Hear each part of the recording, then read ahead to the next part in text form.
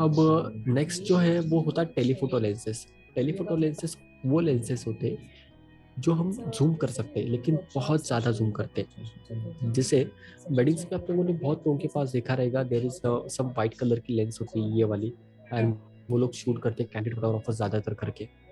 अब वो क्या करते हैं, इस जो लेंस के फोकल पॉइंट्स होते हैं ना वो ज़्यादा लंबा होगा, मतलब 70 to 200 mm तक, 250 mm तक हो सकता है। तो वो जो पर्टिकुलर लेंस है ये आपको दूर का एरिया जूम करके दिखाती है। जो भी दूर एरिया होगा वो जूम करके दिखाएगी। ये टेलीफोटो लेंसेज होते हैं। एनी लेंस जिसका फोकल लेंथ 70 mm या 75 mm से ज़्यादा है और वो 200 mm 1300 mm तक अगर जा रहा है तो उसको आप टेलीफोटो लेंस बोलोगे। तो टेलीफोटो लेंस का मेन कमाल क्या है कि वो चीज़ आपको दूर की चीज़ नज़दीक करके दिखाएगी, जूम करने के लिए हेल्प करेगी। ये हमने अंडरस्टैंड किया। टेलीफोटो लेंसेज ज्यादातर करके जो वाइल्ड लाइफ फोटोग्राफर्स वगैरह होते हैं ना, ये ऐसे सुपर टेलीफोटो लेंसेज या टेलीफोटो लेंसेज को यूज करते हैं, 400 mm 500 mm। तो ये लेंसेज में दूसरा कुछ नहीं है, this is again type of zoom lens only. But यहाँ पर आप जो फोकल लेंथ है उसका वो 70 से 200 mm तक चला जाता है। ठीक है, ये हमने अंडरस्टैंड किया। उसके बाद में there is other type of lenses which are called as wide angle lenses. अगर मुझे कोई लैंडस्केप शूट करना है या फिर मुझे किसी में इंटीरियर का शूट कर रहा हूँ या एक्सटीरियर का शूट कर रहा हूँ, बिल्डिंग्स है बहुत सारी, बहुत ज़्यादा लार्ज एरिया अगर कैप्चर करना है तो मुझे वाइड एंगल कवरेज चाहिए। बहुत ज़्यादा एरिया वाइड अगर कैप्चर करना है ये सब तो मोबाइल में पैरा वो होता है ना, पैरा क्या होता है, पैरानोमा पता नहीं क्या पैनारोमा, पैनारोमा उसको बोलते होता हैं। है। पैनारोमा अगेन आपका उसमें क्या होता है, बहुत सारी इमेजेस आप क्लिक करते हो लाइन में और वो कंबाइन करके एक इमेज बनता है। अच्छा ये अच्छा। जो वाइड एंगल है ना, ये वाइड एंगल आपको एक ही इमेज में बहुत सारा एरिया कैप्चर करने के लिए हेल्प करेगा। अगर मैं आप लोगों को एक इमेज दिखाऊं, ज़्यादातर ये आर्किटेक्चर जो फोटोग्राफर्स होते हैं ना वो वाले ऐसे वाले इमेजेस को शूट करते हैं। और जो भी हमारे वाइड एंगल लेंसेज है उसके लिए, अब यहाँ पर आप देख पा रहे हो ये रिसेप्शन का पूरा एरिया कंपनी का। तो वो पूरा का पूरा रिसेप्शन का बहुत ज़्यादा बड़ा एरिया था, लेकिन मुझे अब मेरे इमेज में क्लिक करना है तो मुझे वाइड एंगल कवरेज की ज़रूरत पड़ती है। देन अभी और एक हम लोग इमेज देखेंगे। ये इमेज आप देख पा रहे हो, अब यहाँ पर ये ऑफिस तो बहुत बड़ा ऑफिस है एक साथ। अब मेरे सारा पूरा एरिया मेरे कवर एरिया में कवर नहीं होगा, मतलब जितना एरिया है वो मेरे लेंस में कवर नहीं हो सकता। अगर मैं 50 mm या 80 mm का लेंस अगर ले रहा हूँ तो इसके लिए मुझे जब लार्ज एरिया कवर करना है उस वक्त मुझे वाइड एंगल लेंसेज की ज़रूरत पड़ती है। तो वाइड एंगल लेंसेज एग्जैक्टली क्या करेंगे, वो मुझे वाइड एंगल ऑफ कवरेज जो है वो प्रोवाइड करते हैं। आप लोगों ने ये इमेज देखा रहेगा, ये वाला। यहाँ पर आप देख पा रहे हो, अगर मेरा लेंस जो फोकल लेंथ है, जो फोकल लेंथ मेरा 35 mm है तो वो सिर्फ 63 डिग्री एरिया कवर करेगा। अगर मेरा फोकल लेंथ 18 mm है तो वो कितना कवर करता है निधि, 18 mm पे,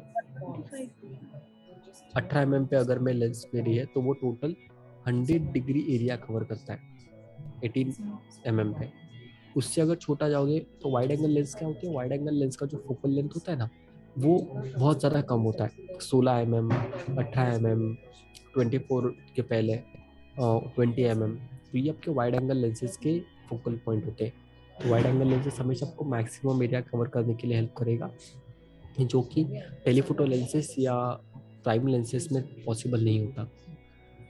तो इसके लिए अगर जब मुझे कोई बहुत ज़्यादा बड़ा एरिया कवर करना है तो मैं वाइड एंगल लेंसेज कवर करूंगा।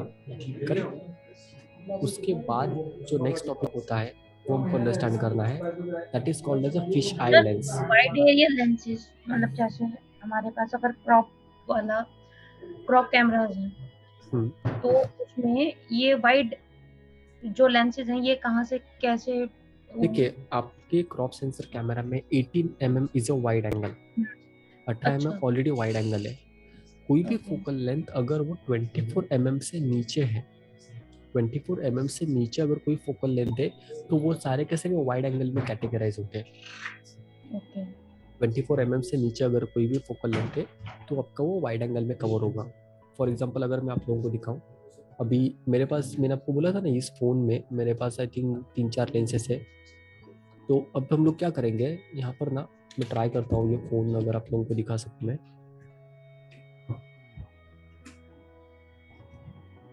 ओके, अभी आपको दिखाई दे रहा है ये फोन, करेक्ट? फोन दिखाई दे रहा है, कितना एरिया Yes, दिखाई sir. दे रहा है? मैं दिखाई दे रहा हूँ पूरा, राइट? Yes, sir. करेक्ट, ध्यान से देखना एरिया कितना दिखाई दे रहा है, करेक्ट। अब यहाँ पर Hmm. अगर आप देखोगे ना, ऊपर यहाँ पर मैंने प्रो मोड चालू किया है, तो आप देखोगे ना तो यहाँ पर लेंसेज वगैरह कुछ लिखा हुआ है एक लाइन पे, यहाँ Hmm. पे ये आगे।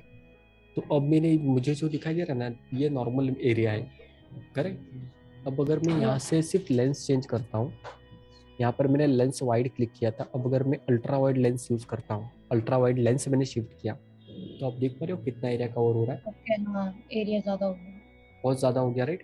तो आप Yes. देख पाओगे everything is visible right now, बहुत ज़्यादा एरिया कवर आपको मिल रहा है। वही अगर मैं लेंस फिर से चेंज करता हूँ, मैं अल्ट्रा वाइड पे नहीं जाता, मैं सिर्फ नॉर्मल पे जाता हूँ, तो आपको एरिया कवर जो होने वाला था वो छोटा हो गया। हम्म। तो ये आपकी फोकल लेंथ चेंज होती है। तो इस लेंस में ऑलरेडी 2-3 अलग अलग लेंसेज है, वाइड एंगल भी है, स्टैंडर्ड लेंस भी है। तो जैसे ही आप लेंस चेंज करोगे तो आपका एरिया ऑफ कवरेज जो है वो चेंज हो जाएगा। आपके क्रॉप सेंसर कैमरा में 18 mm या उससे भी अगर कोई छोटा लेंस है, तो वो 8 mm का हो सकता है, 10 mm का, तो वो सारे सारे वाइड एंगल में कवर होंगे।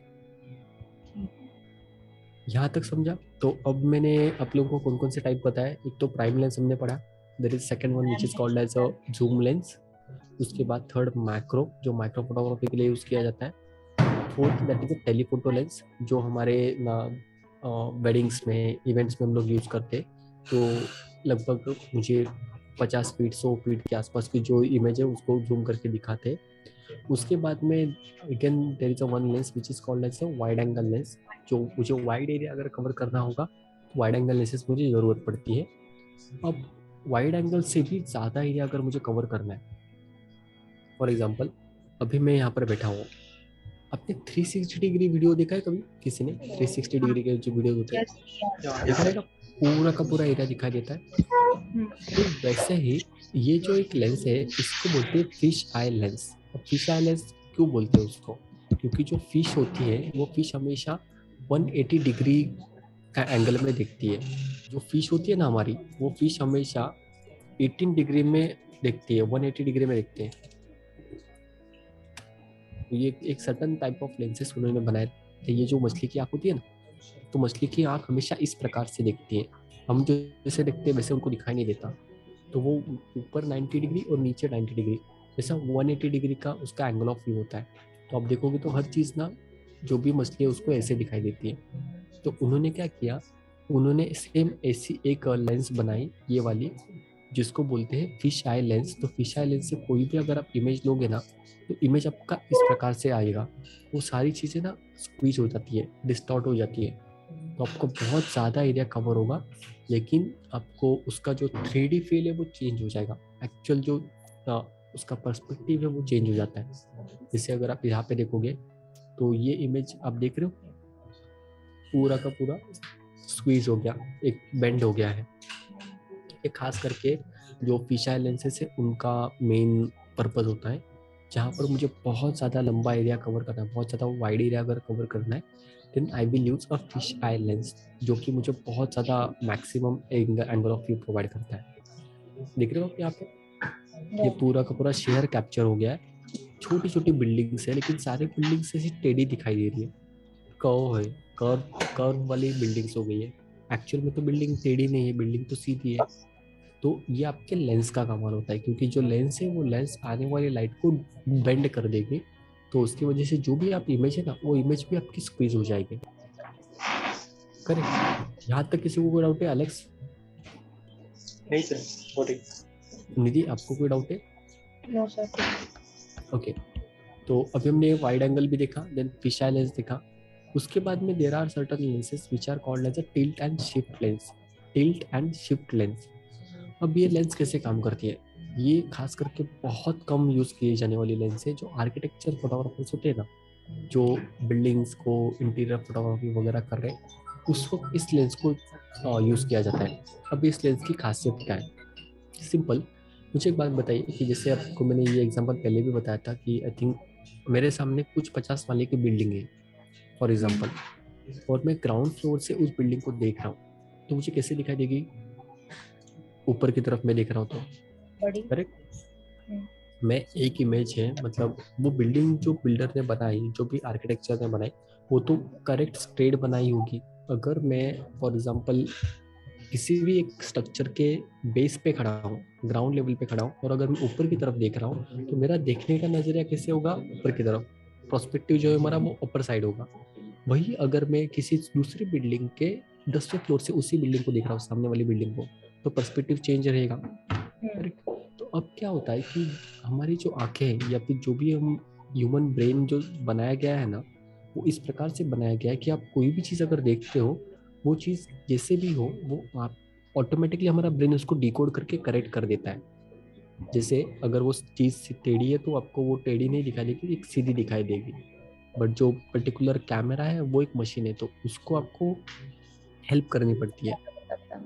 एग्जैक्टली तो उसके लिए ये एक पर्टिकुलर टाइप की लेंस है जो बनाई गई थी, जिसको हम लोग टिल्ट एंड शिफ्ट लेंस बोलते हैं। ये लेंस क्या होती है, तो फॉर एग्जांपल अगर मैं यहाँ पर आपको दिखाऊं, तो ये लेंस को ना आप टेढ़ा कर सकते हो।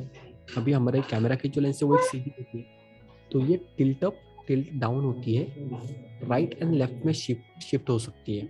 तो आप क्या करोगे, आप जब किसी स्ट्रक्चर को कैप्चर कर रहे हो, या फिर मैं किसी मॉन्यूमेंट को कैप्चर कर रहा हूँ, तो इस लेंस के साथ में शूट करूंगा। वो कैसे शूट होता है वो मैं आप लोगों को दिखाता हूँ। सबसे पहले हम लोग ये समझेंगे कि ये लेंस यूज क्यों करते हैं। जैसे अभी अगर ये इमेज है, और इस इमेज को अगर मैं क्लिक करता हूँ, तो क्या होगा, मुझे इमेज ऐसे टेढ़ी दिखाई देगी। लेकिन सेम अगर टिल्ट एंड शिफ्ट लेंस में अगर यूज करके इसको क्लिक करूं, तो वो इमेज एग्जैक्ट सीधी दिखाई देगी। निधि, सिर्फ इतना ध्यान में रखना कि जो भी पर्सपेक्टिव करेक्शन होता है ना आर्किटेक्चर और इंटीरियर में, उसको यूज करने के लिए ये लेंसेज को यूज किया जाता है। तो आप देख पाओगे, अगर मैं नॉर्मल लेंस से क्लिक करूंगा तो मेरा फोटो ऐसे आएगा, टेढ़ा आएगा। बिकॉज अभी ये बिल्डिंग तो बहुत हाइट पे, बिल्डिंग का जो एक्चुअल में स्ट्रक्चर है बहुत ज़्यादा हाइट है, लेकिन आप तो ग्राउंड फ्लोर से क्लिक कर रहे हो, तो बट ऑलवेज आपका जो कैमरा है वो इस डायरेक्शन में क्लिक हो रहा है। ऐसे हम लोग क्लिक कर रहे हैं। ओके। अब क्या हो रहा है, जो भी लाइट आ रहा है आपके लेंस के अंदर, वो तो बेंड होकर लाइट आ रहा है अपर साइड से। तो it's all about light angle, जो मैंने आप लोगों को बताया ना, एंगल ऑफ लाइट होता है।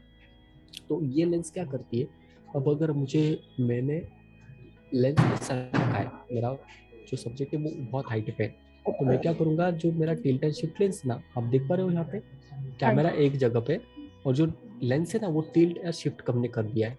तो आप देख पा रहे हो, अगर मैं ऊपर की तरफ देख रहा हूँ, तो मैं ना लेंस कैमरा ऐसे ही रहेगा, लेकिन ये जो है ये ऊपर की तरफ चला जाएगा। ये वाला पार्ट मैं टिल्ट अप कर दूंगा लेंस को। तो अब जो लाइट आ रहा है मेरे कैमरा के अंदर, उस लाइट को मैंने ऑलरेडी करेक्ट कर दिया, और इसकी वजह से मुझे जो एक्चुअल रिजल्ट है ना, वो एक्चुअल रिजल्ट करेक्ट मिलेगा। जो भी मेरा ये स्ट्रक्चर है वो मुझे एग्जैक्ट सीधा 90 डिग्री में कैप्चर होगा। तो खास करके जो भी हमारे ना इंफ्रास्ट्रक्चर वगैरह होते हैं, या बिल्डिंग्स वगैरह होते हैं, उनको कैप्चर करने के लिए ये जो टिल्ट एंड शिफ्ट लेंसेज है उनको यूज़ किया जाता है। तो आपको ये समझ में आया एलेक्स, ये जो हमने अभी टिल्ट एंड शिफ्ट देखा, इसका मेन पर्पस क्या है कि अगर मैं कोई भी स्ट्रक्चर को कैप्चर कर रहा हूँ, तो वो structure as it is capture हो, विदाउट एनी पर्सपेक्टिव मिस्टेक।